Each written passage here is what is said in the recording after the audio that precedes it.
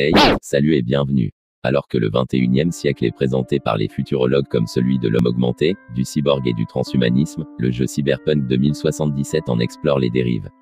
Pour rappel, Cyberpunk 2077, qui est sorti ce 10 décembre sur console et PC, explore la ville de Night City, une métropole tentaculaire qui ne dort jamais, tout comme les criminels et la violence qui y règnent. Miroir décadent d'une société hyperconnectée, le jeu vidéo donne à voir à chaque coin de rue des hommes et des femmes bardés d'implants électroniques destinés à booster leur performance, à la fois musculaire et cognitive. Bras bioniques pouvant soulever plusieurs tonnes, œil high-tech pour voir à travers les murs, interface cerveau-machine. Rien ne semble pouvoir arrêter le corps humain devenu cyborg. Un futur qui pourtant fait peur aux Français, puisque 52% d'entre eux affichent leurs inquiétudes quant à cet avenir relevant de la bio-ingénierie, selon une récente étude mondiale. Pour cette majorité, l'augmentation de l'être humain est dangereuse.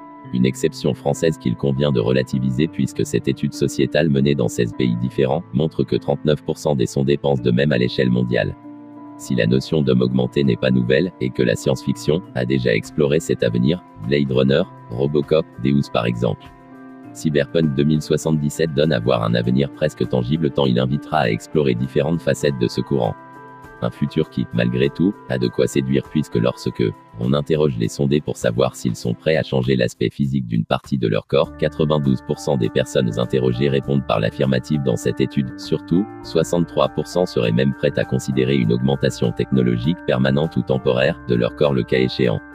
Dans Cyberpunk 2077, les premières séquences de jeu donnent ainsi à voir le personnage principal capable de passer des appels vidéo en réalité augmentée, directement en passant par son cerveau. Une technologie qui pourrait bien arriver plus tôt qu'on ne le pense. Dans 5 à 10 ans, il y aura des implants cérébraux pour certains professionnels. Elon Musk et sa société Neuralink travaillent déjà sur ce type de technologie, tout comme d'autres sociétés de la Silicon Valley.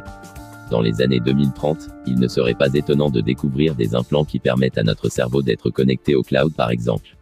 Et d'ici à 20 ans, on peut imaginer qu'il soit possible de passer des appels vidéo directement par son cerveau. Parallèlement, d'autres parties du corps seront également totalement artificielles. Le jeu du studio polonais montre ici des muscles synthétiques ou encore des jambes permettant de sauter sur plusieurs mètres de hauteur. Mais les premiers implants que nous verrons émerger dans notre société devraient d'abord se concentrer sur des solutions médicales propres à remplacer des organes défaillants. Les crises cardiaques demeurent l'une des causes principales de décès dans le monde et l'idée de créer des cœurs 100% artificiels est déjà développée dans les laboratoires, et qu'une maladie comme le coronavirus pousse également les scientifiques à s'interroger sur les biopoumons avec des parties synthétiques qui pourraient contrecarrer ce type de maladie respiratoire. Des puces implantées sous la peau sont d'ores et déjà disponibles afin d'ouvrir ou de fermer une porte, voire de payer sans contact. Il sera possible de changer ces puces et d'upgrader l'expérience qu'elles pourront nous offrir comme la simple mise à jour d'un smartphone.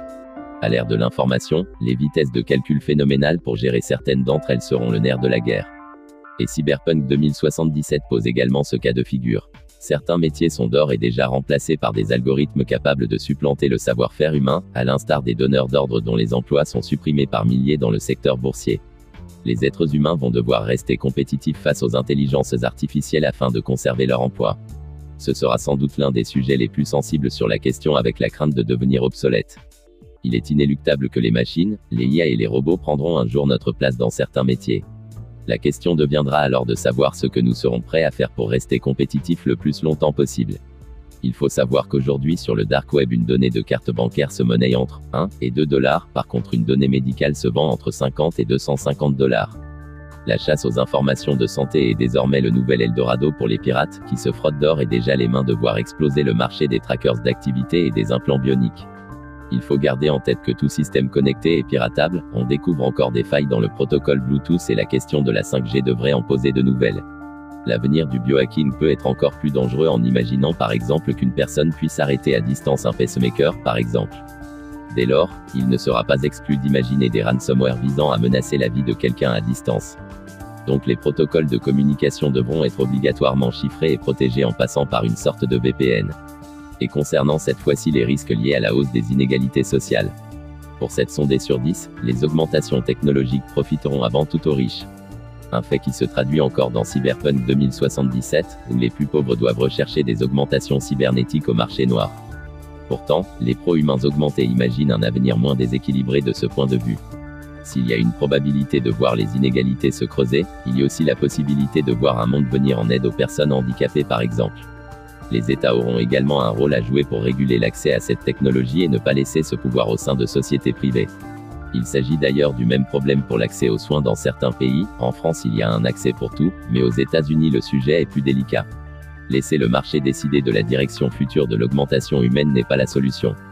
Nous assistons déjà à un effondrement du potentiel en raison de la domination des forces du marché. Nous avons besoin d'une stratégie mondiale pour nous assurer que nous exploitons le potentiel de l'augmentation humaine pour le bien.